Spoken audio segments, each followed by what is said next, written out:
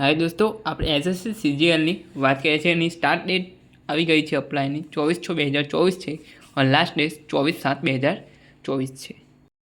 આપણે 24 તારીખની વાટ જોવી નહીં, તેના પહેલાં 2-4 દિવસ પહેલાં તેનું અપ્લાય કરી દેવું, નહીં તો સર્વર ડાઉન થઈ જશે તો તમારું અપ્લાય એસએસસી સીજીએલમાં થશે નહીં, એટલા માટે વહેલું કરી દેવું।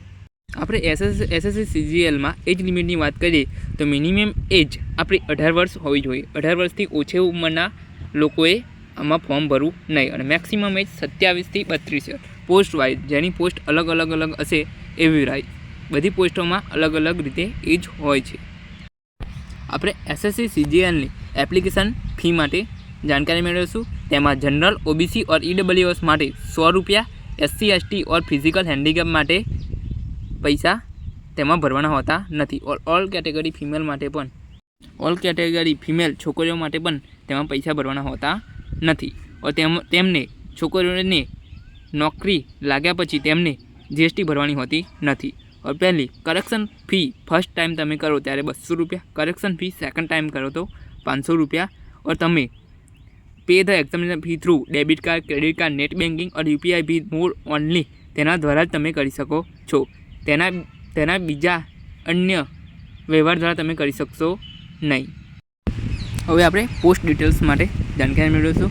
તેમાં આસિસ્ટન્ટ સેક્શન ઓફિસર એએસઓમાં મિનિસ્ટ્રી ઓફ રેલવેઝ, તેમાં અલગ ડિપાર્ટમેન્ટ છે। તેમાં મિનિસ્ટ્રી ઓફ રેલવેઝમાં central secretary service, department of post, ministry of communication intelligence bureau, ministry of external affairs, central bureau of investigation CBI, ministry of electronics and information technology, centre bureau of narcotics, minister of finance.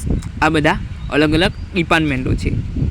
તેના આધારે તમને જેવા ડિપાર્ટમેન્ટો તમે choose કરશો તેના આધારે તમને તેમાં પોસ્ટો મળશે। આપણે એસએસસી સીજીએલ સેલરીની ડિટેલ વિશે આપણે જાણીશું।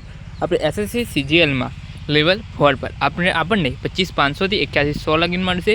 હવે તેનો ઉપરનો લેવલ 5 29,200 થી 300 સુધી મળશે। લેવલ 6માં 35,400 થી 1,12,400 સુધી મળશે।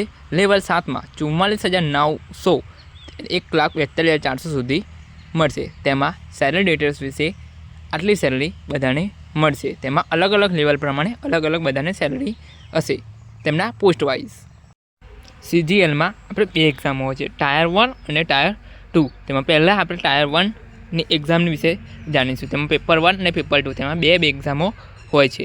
તેમાં પેપર 1માં આપણે 2 સેક્શન હોય છે, મેથેમેટિક્સ और રિઝનિંગ। આપણને તેમાં મેથેમેટિક્સ और રિઝનિંગના 30 ક્વેશ્ચન આપવામાં આવે છે। તેમાં કુલ 60 ક્વેશ્ચન થાય છે। તેમાં એક ક્વેશ્ચનના 3 માર્ક હોય છે। તેમાં 60 ક્વેશ્ચનના 180 માર્ક થશે અને તેમાં તેમનો 60 ક્વેશ્ચનનો ટાઈમ આપવામાં આવ્યો છે 2 કલાક और 15 મિનિટ। તેમાં આપણે 60 ક્વેશ્ચન સોલ્વ કરી દેવાના છે। હવે આપણે ટાયર 1 એક્ઝામ વિશે જાણકારી મેળવી और આપણે ટાયર 2 એક્ઝામ વિશે હવે જાણીશું।